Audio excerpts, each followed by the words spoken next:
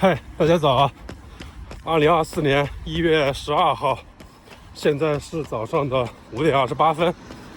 今天周五了，跑一个14公里左右的有氧跑吧，平均配速450左右。行，我们加油干！9.15公里了，都快跑完了。其实刚刚录了很长一段，但是觉得说的不太好，决定重新说一下。今天和大家聊的话题是，可能很多刚开始跑步或者跑了一段时间的朋友会纠结的一个问题，那就是以我现在的水平，能不能穿碳板跑鞋？其实这个问题，我以前也纠结了很久。然后正是因为这样纠结，所以我的第一双竞速跑鞋买的是索康尼精华13。在买了这双鞋之后不久，我又还是买了乔丹的飞影 PP2。说实话，我非常的后悔啊，我非常的后悔没有第一次买竞速跑鞋直接就买碳板，最后那双精华13我只穿了200多公里就挂在闲鱼卖掉了。我确实不太喜欢。那这里我先说一下以我的经验总结的一个结论吧，那就是如果您现在正在纠结要不要买碳板跑鞋，那您就直接买吧，不要纠结了。我的建议就是买，可以买，可以穿。因为如果您有这样的纠结的时候，我觉得您肯定是已经跑过一段时间，已经有一定的跑步经验了，并且是想跑得更快，跑得更好的。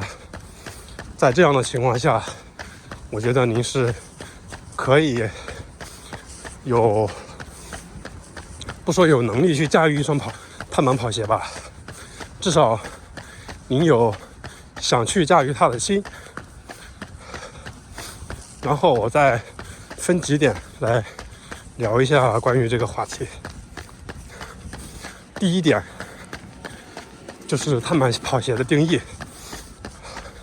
我这里所说的碳板跑鞋是指全掌碳板，像比如说多威征途这样的，它中底里面只镶嵌了一小块碳板，用于抗扭的这种鞋，我们就把它排除出外了啊，只说全掌碳板跑鞋。第二点就是关于碳板跑鞋的一些特点。碳板跑鞋的特点主要有它比较轻，一般比如说42码的话，重量一般都在220克以内。然后是它的中底大多比较厚，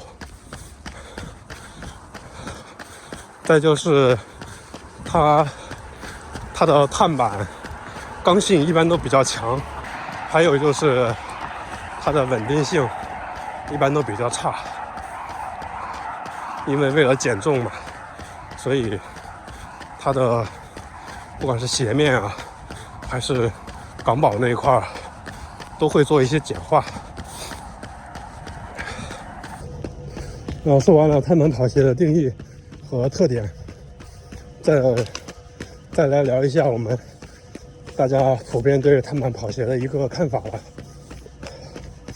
首先就是正是因为碳板跑鞋的重量轻、稳定性差，然后底比较厚的这些特点，所以我们普遍会认为碳板跑鞋它的驾驭门槛会比较高。因为如果您的脚踝力量啊、小腿力量、跑步能力不够的时候，比较高的中底还有稳定性比较差的时候是比较容易受伤的，也就是我们所说的您会驾驭不了它。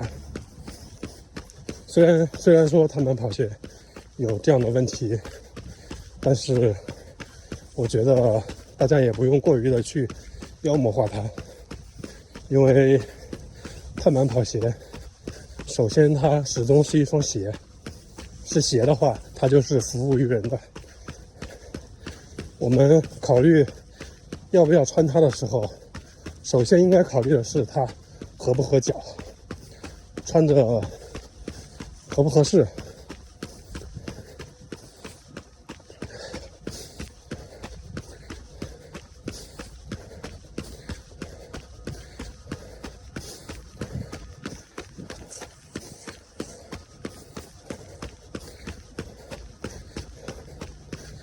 然后关于我的这个结论的话，我再说几点建议。第一点就是，您如果是第一次买碳板跑鞋，我建议您买相对稍微温和一点的跑鞋，不那么激进的。这个地方您可能看过很多的跑鞋 UP 主，聊过这方面的一些跑鞋知识吧。如果您还没有看过，我建议您去看一下东哥很严格的频道，看一下他的一些推荐。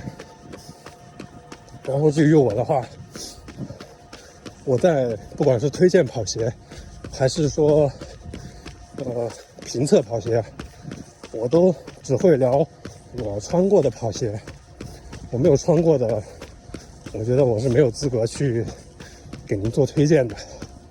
那我目前穿过的这些跑鞋里面，比较适合新手、比较容易驾驭的跑鞋，我觉得只有一双，那就是索康尼的飞鹏3。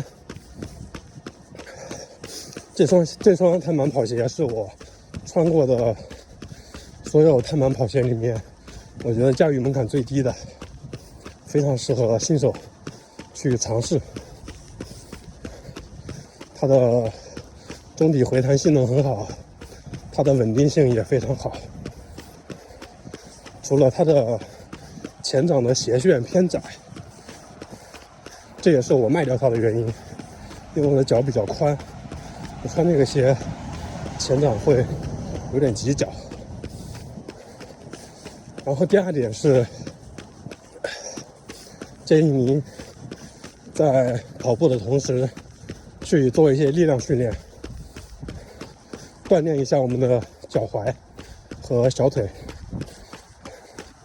这样的话，对于您在穿碳板跑鞋时不受伤，是会有很大帮助的。然后第三点，建议您在刚开始，特别是第一次穿碳板跑鞋的时候，不要去跑太快。比如说您平常的有氧跑是6分配，那我建议您第一次穿碳板跑鞋，最好不要超过530的配速，可以快一点，但是不要太快，不要超出太多您的能力范围。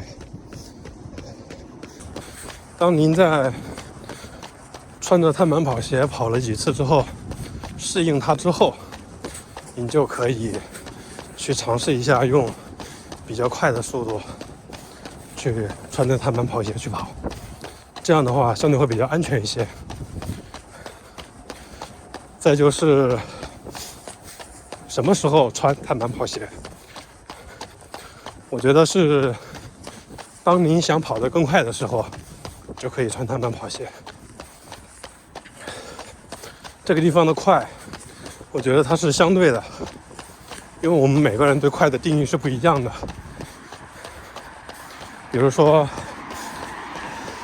专业的马拉松运动员，他们的快可能是3分多的配速，但是对于我们一般的普通跑者，4分多就已经是很快了。可能您目前平常都是跑6分配，那我觉得对于您来说5分配速就是比较快了。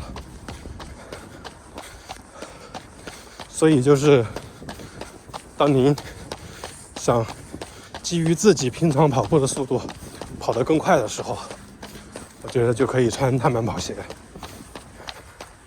最后还是再说一下，碳板跑鞋它不是洪水猛兽，它也不是救命稻草啊。我们不要过于的妖魔化它，也不用神化它，提高自身的跑步能力才是最重要的。13公里，马上到家了，最后来冲刺个200米吧。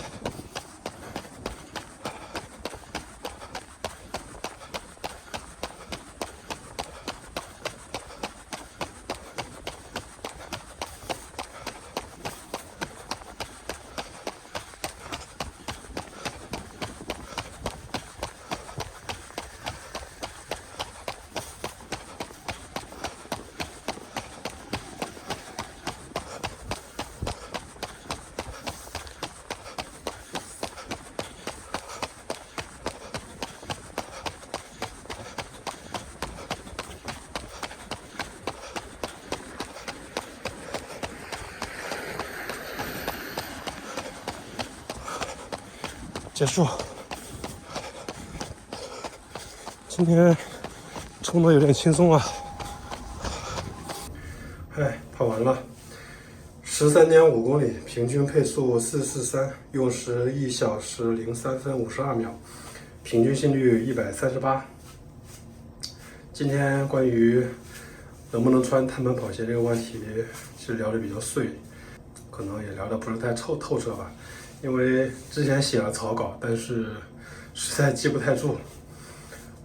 如果您有更多的就是想了解的，或者觉得我说的不太好的地方，欢迎您在评论区和我友好讨论。行，谢谢大家看到这里，再见，加油干！